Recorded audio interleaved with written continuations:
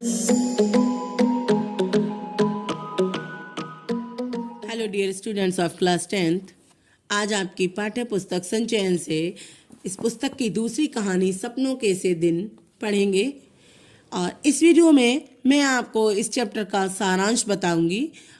इस सपनों के से दिन नामक कहानी को गुरदयाल सिंह जी ने लिखा है। इसके लेखक हैं गुरदयाल सिंह जी। ये उनकी आत्मकथा है और इस आत्मकथा में, इस कहानी में उन्होंने अपने बचपन के कुछ दृश्यों को दर्शाया है। वे इसमें अपने बचपन के कुछ अंशों को प्रस्तुत कर रहे हैं। आइए इस चैप्टर को पढ़ेंगे। इसका सारांश हम याद करने का प्रयास करेंगे। लेखक कहता है कि हम सभी साथी एक ही जैसे थे। सभी तो खेलने के शौकीन थे और सभी गरीब थे, और ऊपर से सभी लोग जो थे वो लापरवाह थे। रोज ही लकड़ियों के ढेर से फिसलते थे और कितनी ही चोटें खाते थे। उनके मिट्टी से भरे हुए घाव देखकर उनकी माँ और बहनों को तरस नहीं आता था, बल्कि पिटाई खूब किया करती थी। उनके पिताजी भी इतने गुस्सैल थे कि बच्चों को नाक मुंह से खून आ जाए परंतु पीटते ही चले जाते थे। लेकिन बच्चे और ज़्यादा ढीठ थे कि वो फिर भी खेलने पहुंच जाते थे। बचपन के सभी दोस्तों की आदतें मिलती जुलती थीं। इनमें से अधिकतर तो स्कूल जाते ही नहीं थे। कुछ गए भी तो उन्हें कोई इंटरेस्ट नहीं था, तो बस्ता तालाब में फेंक देते थे। उन दिनों अधिकतर माँ बाप बच्चों को पढ़ाते भी नहीं थे। सोचते थे कि बड़े होंगे तो बही खाता लिखना सिखा देंगे, बस काफ़ी है।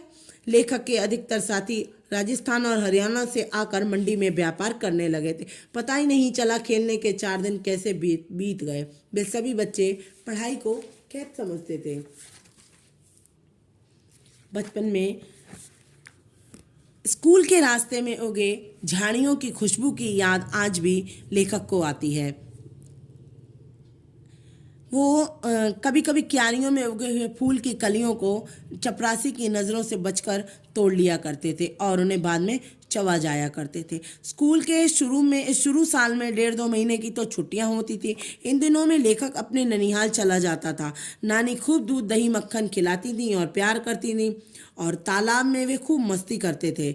जिस साल लेखक ननिहाल नहीं जा पाता था, उस साल अपने गांव के तालाब पर जाकर खूब मस्ती करता था। इस प्रकार छुट्टियां बीतने लगती। जब 1 महीना बीतने पर छुट्टियों के काम याद आने लगते तो फिर सोचते थे कि हिसाब के 200 सवाल निकालने हैं। रोज 10 भी किए तो 20 दिन में हो जाएंगे, परंतु 10 दिन और बीत जाते तब एक दिन में 15 सवाल निपटाने की बात सोचने लगते। पर कुछ लड़के तो सोचते थे कि काम ना करने के बदले मास्टर जी से पिटना सस्ता सौदा है। लेखक भी ऐसे ही बहादुरों की तरह सोचता था। ऐसे लड़कों का नेता जो सबका लीडर था वो था ओमा। ओमा मारने पीटने, बातें करने और गालियां देने में सबसे ऊपर था। लेखक कहता है कि उसका सर हांडी जैसा बड़ा था। वो लड़ाई में सिर से वार किया करता था। वो केवल 4 फुट का नाटा सा लड़का था। उसकी आंखें बिल्ली जैसी थीं और उसका चेहरा बंदरिया जैसा था। जब उसके सर की जबरदस्त चोट से उससे 3 गुना बड़े लड़के भी करहा उठते थे। लड़कों ने उसके सिर की टक्कर का नाम रख दिया था। उसका नाम था रेल बम्बा। उसके सिर की टक्कर का नाम था रेल बम्बा।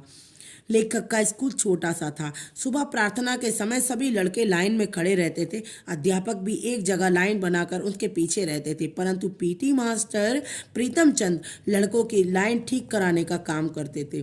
लड़के उनसे डरते भी बहुत थे। सभी लड़के पहले और आखिरी लड़के को देखकर सीधी लाइन बनाते थे। बीच का अंतर भी बराबर रखते थे। जरा भी किसी लड़के ने लाइन तोड़ी तो प्रीतम चंद उसकी पिटाई कर दिया करते थे। हेडमास्टर मदन मोहन शर्मा स्वभाव से बहुत नरम और हंसमुख थे। वे अंग्रेजी पढ़ाते थे।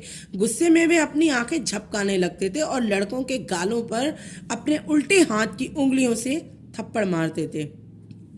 बच्चे खुशी से स्कूल कभी नहीं जाते थे, परंतु स्काउटिंग का अभ्यास कराते समय जब उन्हें रंगीन झंडियां हिलाने का मौका मिलता था तो उन्हें बहुत मजा आता था।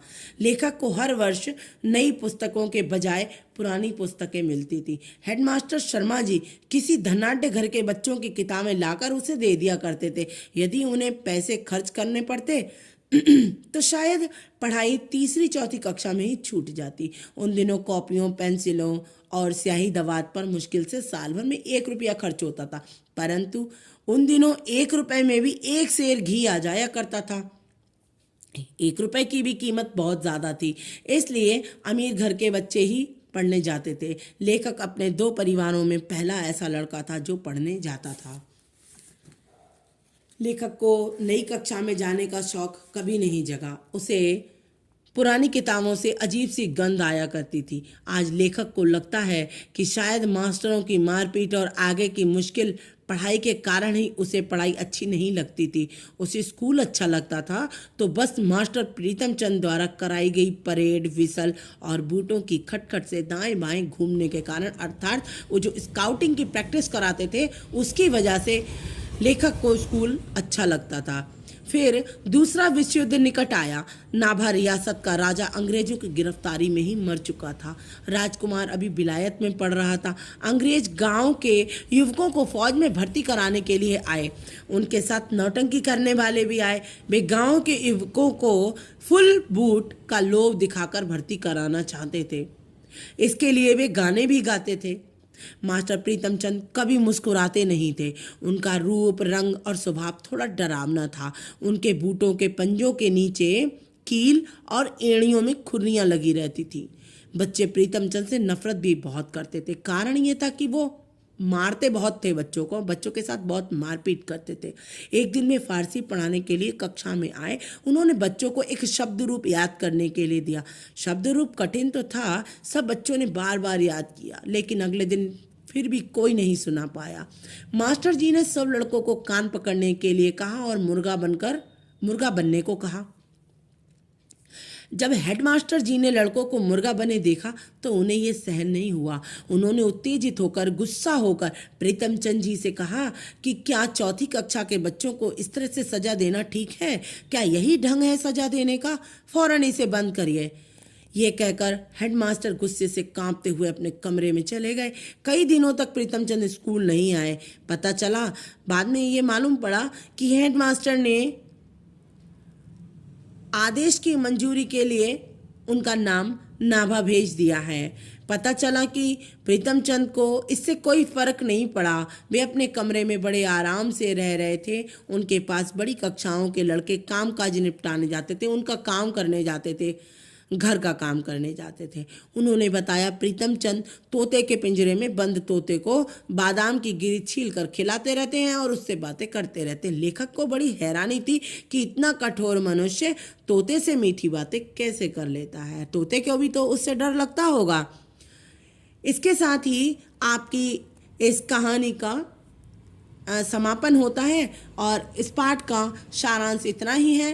और मैं आशा करती हूँ कि आपको ये सारांश समझ में आया होगा और याद करने में भी आपको आसानी रहेगी। धन्यवाद।